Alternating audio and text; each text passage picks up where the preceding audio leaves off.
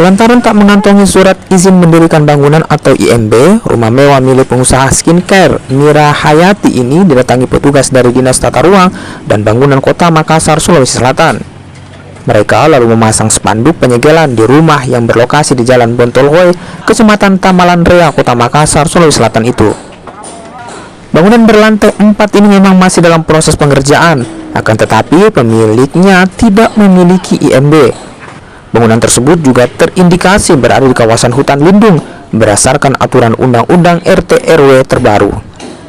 Sebelumnya, Dinas Tata Ruang dan Bangunan Kota Makassar sudah memanggil pemilik rumah untuk dimintai keterangan, namun hingga 2 kali pemanggilan tidak diindahkan.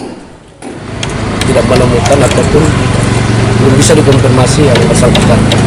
Jadi dalam perjalanannya kami memberikan surat teguran sesuai mekanisme yang ada di Dinas Tata Ruang. Itu pun tidak diindahkan, tidak ada konfirmasi.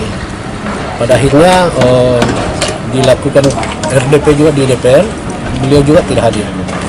Dan inilah hari puncaknya bahwa kami melayangkan surat teguran kedua, dan pada akhirnya hari ini kita disegel.